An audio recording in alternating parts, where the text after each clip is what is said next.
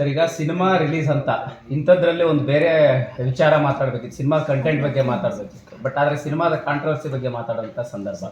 First ನಿಮ್ಮ reaction, ಈ 50 ಲಕ್ಷ ಹಣ ನಿಮಗೆ ಕಮಿಷನ್ ಬಂದಿದೆ ಅನ್ನೋಂಥ ವಿಚಾರದ ಬಗ್ಗೆ ಸ್ಪಷ್ಟನೆ. ಅದಕ್ಕೋಸ್ಕರನೇ ಕರೆದಿದ್ದೀನಿ.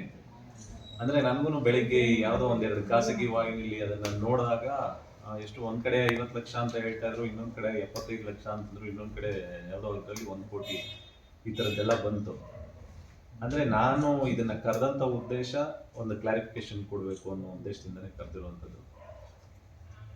ಅಂದರೆ ನಮ್ಮ ಸಿನಿಮಾ ಅಂತ ಶುರುವಾದಾಗ ಎಲ್ರಿಗೂ ಒಂದು ಸಿನಿಮಾ ಅಂದರೆ ತುಂಬ ಪ್ರೀತಿ ಇರುತ್ತೆ.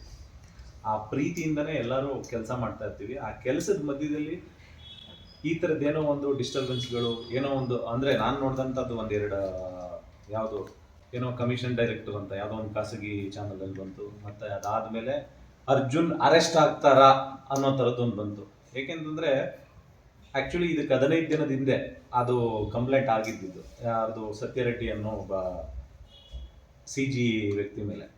ಅದರಲ್ಲಿ ಇರುವಂಥದ್ದು 2 ಹೆಸರು, ಒಂದು ಸತ್ಯ ರೆಡ್ಡಿ, ಇನ್ನೊಂದು ಸುನೀಲ್ ರೆಡ್ಡಿ ಅಂತ ಅಂದ್ಬಿಟ್ಟು. ನನ್ನ ಹೆಸರೇ ಇಲ್ಲದೆ ಇರುವಂಥ ಒಂದು FIR ಕಾಪಿನ ಹಾಕಿ ಇವತ್ತು ಬೆಳಿಗ್ಗೆ ಒಂದು 2-3 ಚಾನಲಲ್ಲಿ ಮತ್ತು ಇನ್ನೊಂದು ಯಾವುದೋ ಒಂದು ಇದು ಸಿನಿಬಸ್ ಅಂತ ಯಾವುದೋ ಒಂದು ಡಿಜಿಟಲ್ ಪ್ಲ್ಯಾಟ್ಫಾರ್ಮಲ್ಲಿ ತುಂಬ ಕೆಟ್ಟದಾಗೆಲ್ಲ ಬರೆದಿದ್ರು. ಹಂಗಾಗಿ ಆ ವಿಚಾರಗಳಿಗೂ ನನಗೂ ಯಾವುದೇ ರೀತಿ ಸಂಬಂಧ ಇಲ್ಲ ಅಂತ ತಿಳಿಸ್ಬೇಕಾಗಿದ್ದದನ್ನು ನಾನು ಹೇಳೋದಕ್ಕಿಂತ ಹೆಚ್ಚಾಗಿ ನನ್ನ ಲಾಯರ್ ಶಂಕರಪ್ಪ ಅವ್ರಿಗೆ ಹೇಳಿದೆ, ಈ ಥರ ಆಗಿದೆ, ಈ ಥರ ಸಿನಿಮಾದ TV ಗಳಲ್ಲೆಲ್ಲ ಬರ್ತಾ ಇದೆ, ಈ ಥರದ್ದೆಲ್ಲ ಮಾಡ್ತಾ ಇದ್ದಾರೆ ಅಂತ. ಅದಕ್ಕೆ ಬನ್ನಿ ಅರ್ಜುನ್ ಒಂದ್ಸತಿ ಕರೆಸಿ ಮಾತಾಡೋಣ ಅಂತಂದ್ರು. ಅದಕ್ಕೆ ಬಂದಿದ್ದೀನಿ.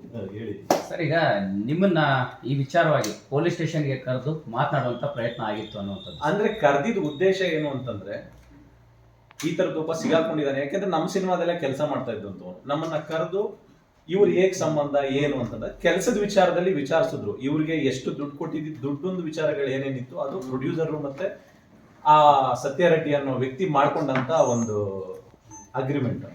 ಅದ್ರ ಮಧ್ಯದಲ್ಲಿ ನಮ್ಮನ್ನ ಕರೆದು ವಿಚಾರ ಮಾಡಿದ್ದು ಯಾವಾಗಿಂದ ಪರಿಚಯ, ಹೆಂಗ್ ಪರಿಚಯ, ಇವ್ರು ಈ ರೀತಿ ಹೇಳ್ತಾ ಇದ್ದಾರೆ, ನಿಮ್ದು ಇದಕ್ಕೆ ರಿಯಾಕ್ಷನ್ ಏನು ಅಂತಂದ್ರೆ ನಾನು ಒಂದೇ ಮಾತು ಹೇಳಿದ್ದು. ಅಂದ್ರೆ ಒಂದು 4-5 ಹೆಸರುಗಳು ಹೇಳಿದಾನೆ.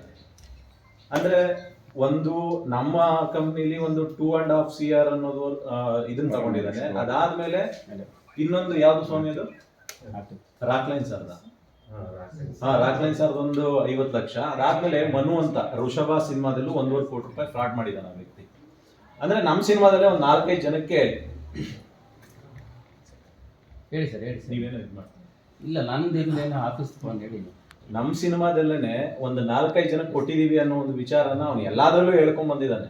ಇದು ಸುಳ್ಳು ಅಲಿಗೇಷನ್ ಅಂತ ಅಂದ್ಬಿಟ್ಟು ಸ್ಟೇಷನ್ನಲ್ಲೇ ಎಲ್ಲ ಎನ್ಕ್ವೈರಿ ಎಲ್ಲ ಮಾಡಿ ಇದಕ್ಕೂ ನಿಮ್ಗೆ ಯಾವುದೇ ರೀತಿ ಸಂಬಂಧ ಇಲ್ಲ ಅಂತ ಹೇಳಿ ನಾನು ಅಡ್ವೊಕೇಟ್ ಕಡೆಯಿಂದ ಬಂದು ಇವ್ರಿಗೆ ಹೇಳಾದ್ಮೇಲೆ ಅವರು ಕೂಡ ಇಲ್ಲ ಕರೆಸ್ಬಿಡಿ, ಇವತ್ತು ಒಂದು ಮೀಡಿಯಾನ ಕರೆಸಿ ಅದನ್ನ ಡಿಕ್ಲೇರ್ ಮಾಡಿ ಹೇಳೋಣ ಅಂತ ಅಂದ್ಬಿಟ್ಟು ಹೇಳಿದ್ರು. ಅದಕ್ಕೋಸ್ಕರ ಇದು